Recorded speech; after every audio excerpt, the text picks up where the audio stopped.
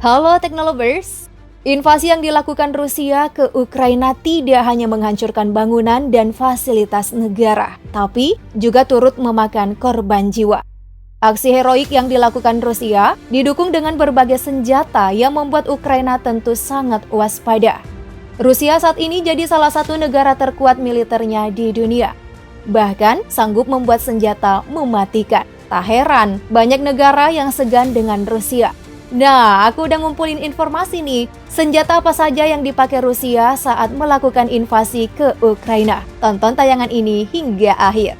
Sebelum lanjut, pastikan kamu telah klik subscribe dan aktifkan bel notifikasi, update terus informasi terbaru dari teknologi populer.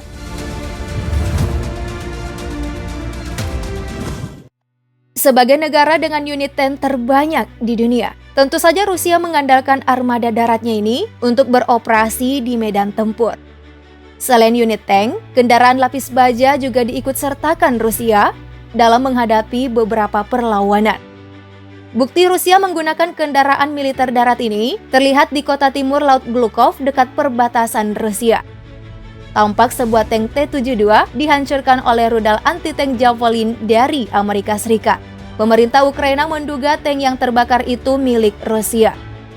Sementara video lain menunjukkan menara tank meledak dari lambungnya. Nah, demi menghindari aksi salah tembak, armada militer Rusia diberi penanda berupa huruf Z.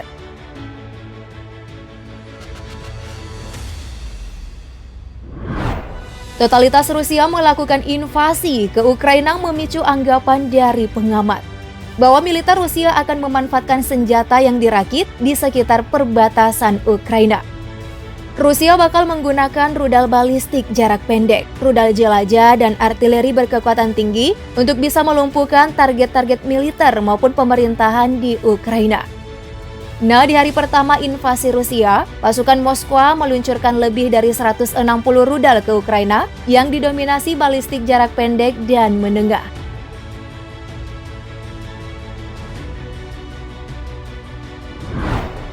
Selain jalur darat, jalur udara juga efisien untuk menggempur pertahanan lawan.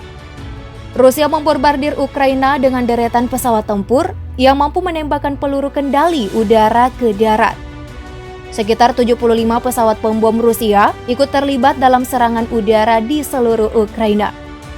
Ukraina mengklaim hampir 2 lusin gabungan helikopter serang dan helikopter pengangkut menyerang lapangan udara Hostomel di luar Kiev. Pihak Ukraina mengunggah sebuah video yang menunjukkan pesawat jatuh ke lapangan yang diduga helikopter Mi-8 milik Rusia.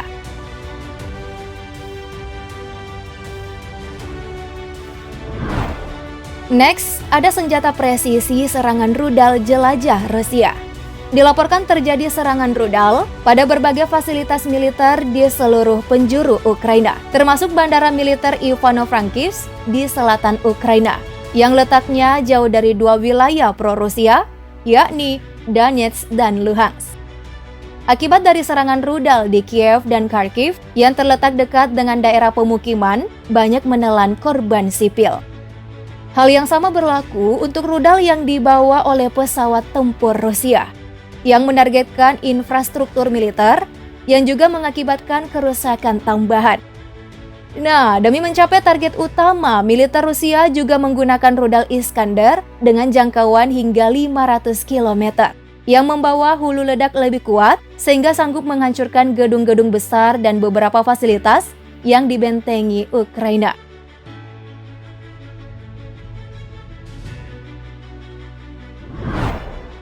Selanjutnya ada bom termobarik, salah satu senjata Rusia yang paling ditakuti di dunia.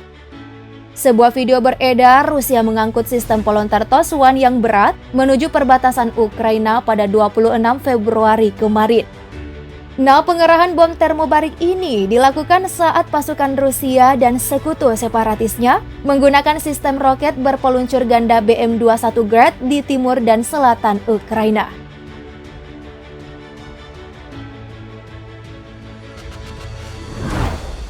Duta Besar Ukraina untuk Amerika Serikat, Oksana Markarova, mengklaim serangan Rusia disertai dengan adanya bom vakum. Bom ini punya ledakan begitu dahsyat karena gelombang ledakan dipengaruhi oleh suhu maka semakin tinggi suhu sangat berpotensi untuk menguapkan tubuh manusia. Dalam sekejap, tubuh manusia akan hangus tak bersisa. Bom vakum biasanya dipakai dalam menargetkan operasi darat serta lokasi militer yang sulit dijangkau.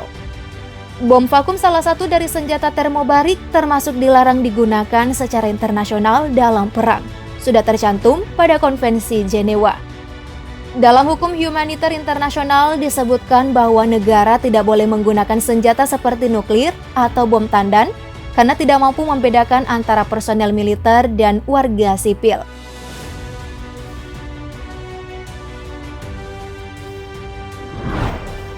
Masih ada lagi nih, senjata penghancur Rusia yakni bom tandan atau disebut juga bom cluster. Bom tandan ini bom dengan beberapa submunisi yang terbuka di udara dan meledak ketika terkena benturan. Bom tandan kerap digunakan untuk melumpuhkan personil militer di medan perang. Bom ini sebenarnya lebih sering dipakai dalam operasi militer skala besar, di mana peruntukannya menghancurkan wilayah yang luas melalui serangan tunggal yang telah ditargetkan. Bom ini dikirim bisa dengan rudal, bisa juga dengan artileri darat. Tapi bisa juga dijatuhkan dari pesawat ke wilayah target. Nah, parahnya jika bom tandan malah tidak meledak saat terjadi benturan dan saat jatuh ke tanah, maka akan menimbulkan resiko lebih berbahaya lagi. Bagaimana kalau justru warga sipil lah yang menemukan bom ini? Tentu saja, dalam sekejap menghilangkan banyak nyawa warga sipil. Tak heran penggunaan bom tandan memicu kecaman internasional. Agustus 2010 diadakan Konvensi Munisi Tandan yang mensyaratkan pembersihan area terkontaminasi munisi dalam 10 tahun, sekaligus penghancuran cadangan munisi tandan dalam 8 tahun. Konvensi Munisi Tandan telah ditandatangani oleh 110 negara dan 74 negara lainnya yang tidak memihak konvensi ini.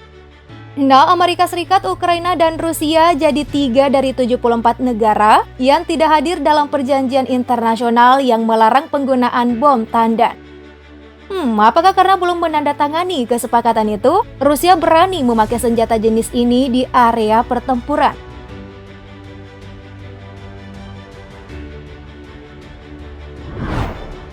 Salah satu senjata yang paling ditakutkan akan dilayangkan Rusia adalah senjata nuklir.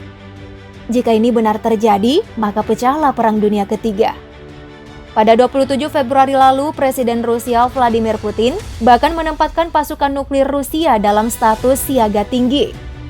Para ahli kemudian beropini bahwa hal yang dilakukan Putin adalah bagian dari strategi peningkatan ketegangan setelah serangannya ke Ukraina masih belum cukup membuat Ukraina balik haluan agar pro-Moskow.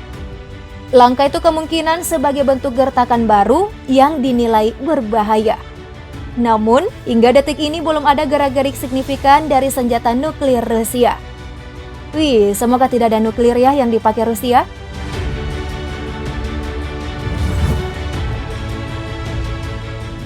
Oke deh Teknolovers, itulah deretan senjata Rusia yang dipakai invasi ke Ukraina. Entah ada apa lagi nih nantinya yang akan dilakukan Rusia. Tahu sendiri kan, Rusia militernya jangan dilawan. Tapi semoga mereda deh segera.